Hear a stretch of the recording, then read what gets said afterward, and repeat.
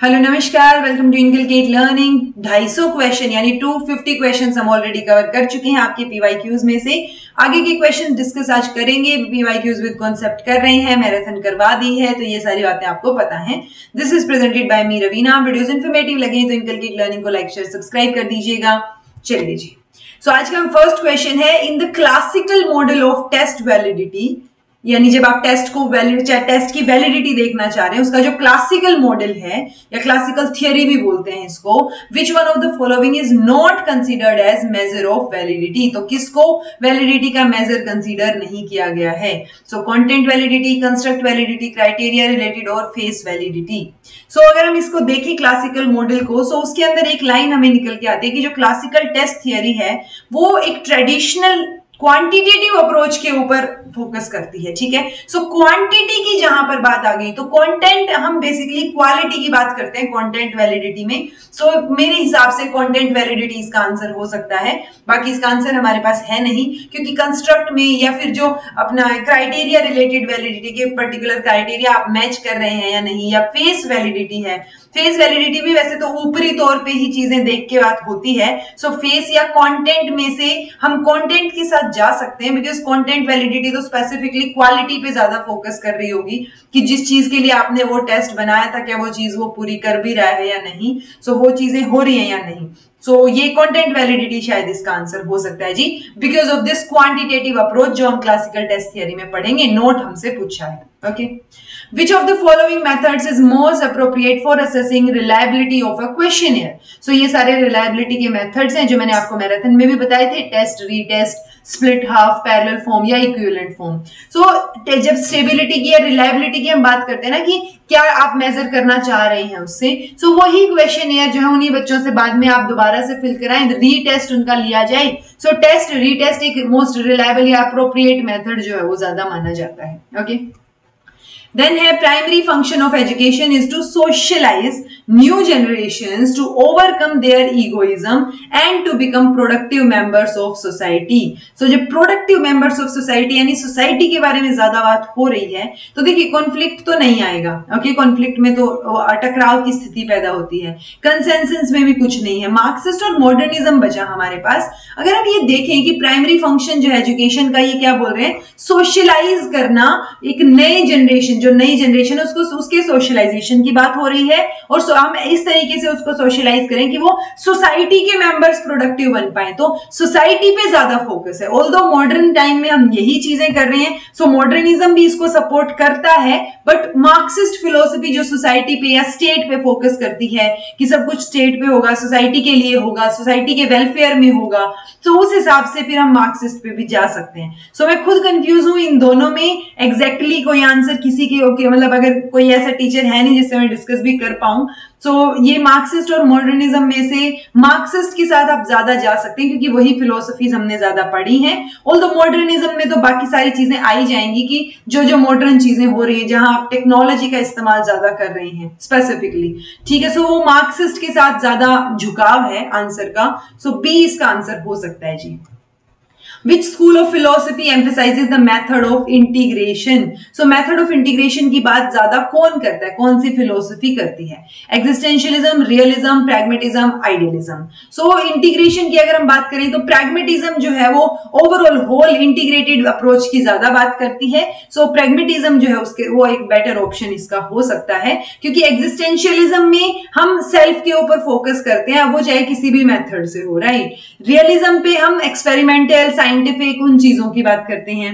Pragmatism में हम action की बात करते हैं, प्रोजेक्ट मेथड्स की बात करते हैं, तो वो इंटीग्रेटेड मेथड्स जो है वो ज्यादा नजर हमें शायद प्रैग्मेटिज्म में आएंगे। आइडियलिज्म में तो वैसे भी आइडियाज पे और ट्रेडिशनल मेथड्स पे ज्यादा फोकस है। सो सी इसका आंसर प्रोबेबल लग रहा है। 255, what is the aim of education according to existentialism? So existentialism के अकॉर्डिंग क्या एम होना चाहिए एजुकेशन का? Synthesis of man and nature, humanitarian and ये जो अपना ह्यूमनिस्ट सेल्फ रियलाइजेशन है, कल्चरल डेवलपमेंट है, या फिर लर्निंग वोकेशनल एक्टिविटीज। सो वोकेशनल एक्टिविटीज या जो है कल्चरल डेवलपमेंट की ज्यादा बात हमने एग्जिस्टेंशियलिज्म में पढ़ी नहीं है, हमने सेल्फ की बात ज्यादा पढ़ी है। सो अगर उसके अराउंड हम चलते हैं, सो सेल्फ रियलाइजेशन या क्योंकि ह्यूमन एग्जिस्टेंस की भी हम बात करते हैं, सो बी ऑप्शन ज्यादा अप्रोप्रिएट हमें नजर आता है, क्योंकि एग्जिस्टेंशियलिज्म की जब डेफिनेशन की थी, so it was a type of philosophy which endeavors to analyze the basic structure of human existence. So कहीं ना कहीं humanitarian या humanist में self realization पे focus comparatively ज्यादा लग रहा है, so B आंसर जो है वो appropriate इसका हो सकता है। Then है which of the following philosophies affirms that those who gain the knowledge of self, जो self की knowledge attain करते हैं और self की knowledge gain करके कैवल्य attain करते हैं, they become liberated and become ब्राह्मण। तो जब ब्राह्मण की बात आ गई, तो जब आपको ब्राह्मण ही बनाना है तो हिंदुइज्म वाली फिलोसफी कहीं ना कहीं नजर आएगी, तो बुद्धिज्म और जैनिज्म तो नहीं होगा। सांख्य फिलोसफी में सेल्फ और कैवल्य की बात होती है, सो ए इसका आंसर रहेगा। ठीक है, according to which school of philosophy of education exaltation of individual's personality is a function of education, यानी इंडिविजुअल पर्सनालिटी बाहर निकालना। सो इंडिविजुअल पर्सनालिटी की अगर हम बात करें तो हम कहीं ना कहीं प्रैग्मेटिज्म में भी इंडिविजुअल पर्सनालिटी की बात करते हैं कि अच्छा इंडिविजुअल मतलब करके सिखाएं हम उसको, लेकिन एग्जिस्टेंशियलिज्म में तो हम सिर्फ इंडिविजुअलिज्म की बात करते हैं, सेल्फ की बात करते हैं, तो डी इसका अप्रोप्रिएट आंसर हो सकता है जी। Which of the following has been given importance by NCF 2005 regarding examination reforms? So examination reform से related किसको importance दी गई है वो पूछा है हमसे। Knowledge पे या comprehension domain of learning पे focus करना, examination क्योंकि examination reform से related पूछा है ना, so examination को ज्यादा flexible बनाना और classroom life के साथ उसको integrate करना, एक common language जो है सभी examinations के लिए बनाना, implement करना, या फिर examination questions जो है वो सिर्फ सिलेबस के कंटेंट से रिलेटेड ही पूछना। सो डी तो ऑब्वियसली ओनली आ गया एंड ये ऑल आ गया हमारे पास, सभी एग्जामिनेशन की एक लैंग्वेज, ऐसी हमने कोई बात ज्यादा की नहीं है। बी जो है वो बिल्कुल परफेक्ट आंसर है इसका कि हमें एग्जामिनेशन को ज्यादा फ्लेक्सिबल बनाना है। ठीक है, which of the following is commonly used method in qualitative research? तो देखिए एक तो क्वालिटेटिव रिसर्च बोल दिया और एक कॉमनली यूज्ड बोल दिया। ओके, सो एक्सपेरिमेंटल में तो हम क्वांटिटेटिव की बात ज्यादा करते हैं, एक्स पोस्ट फैक्टो में जो चीजें हो चुकी हैं मतलब हो चुकी चीज को हम सर्च उसके बारे में रिसर्च करने की बात करते हैं, उसके लिए फैक्ट्स ढूंढने की बात करते हैं। एथनोग्राफी क्वालिटेटिव तो है, लेकिन हम एथनोग्राफी कॉमनली यूज नहीं की जाती कि आप वहां जाएं रहें और उसके बारे में देखें। सर्वे जो है वो हम कुछ क्वेश्चंस को क्वांटिटेटिव और क्वालिटेटिव किसी भी तरीके से अरेंज कर सकते हैं और मोस्टली सर्वे ही यूज किया जाता है। ओके, सो क्वालिटेटिव क्वेश्चंस अगर हम बनाएं तो सर्वे तो सबसे ज्यादा कॉमनली यूज्ड मेथड है, सो डी इसका अप्रोप्रिएट आंसर हो सकता है जी। Which one of the following best explains the nature of ex post facto research? ex post facto research होती क्या है कि जो existing condition है वो हो चुका है कुछ ना कुछ, हम उसको observe कर रहे हैं और फिर पीछे वाले टाइम में जाके ये सोच रहे हैं कि क्या रीजन रहा होगा। इट्स लाइक कोई मर्डर हो गया है, अब हमें रीजन उसका समझना है, ढूंढने की कोशिश करनी है, राइट। सो फ्यूचर या प्रेजेंट की कोई बात ये बताते नहीं है, कोई वेरिएबल कॉन्स्टेंट वगैरह की बात इसमें नहीं है। बी जो है वो हमारा आंसर रहेगा, जहां पे एग्जिस्टिंग कंडीशन को ऑब्जर्व करके हम back in the time search कर रहे होते हैं एक रीजनेबल कारण कि क्या कारण रहा होगा। Okay, a researcher studies the effect of feedback on students. तो रिसर्चर फीडबैक जो है इफेक्ट ऑफ फीडबैक किस पे, स्टूडेंट की अचीवमेंट पे देखना चाह रहा है। ठीक है, सो फीडबैक का जो इफेक्ट है ना वो हम स्टूडेंट की अचीवमेंट यानी स्टूडेंट की अचीवमेंट ऊपर नीचे हो रही है, किस वजह से, इफेक्ट ऑफ फीडबैक की वजह से। सो इफेक्ट ऑफ फीडबैक क्या हो गया हमारा, इंडिपेंडेंट वेरिएबल हो गया जिसके ऊपर स्टूडेंट की अचीवमेंट डिपेंड कर रही है। ठीक है, सो आंसर क्या हो जाएगा, ए हो जाएगा। फीडबैक इंडिपेंडेंट है, अचीवमेंट डिपेंडेंट है।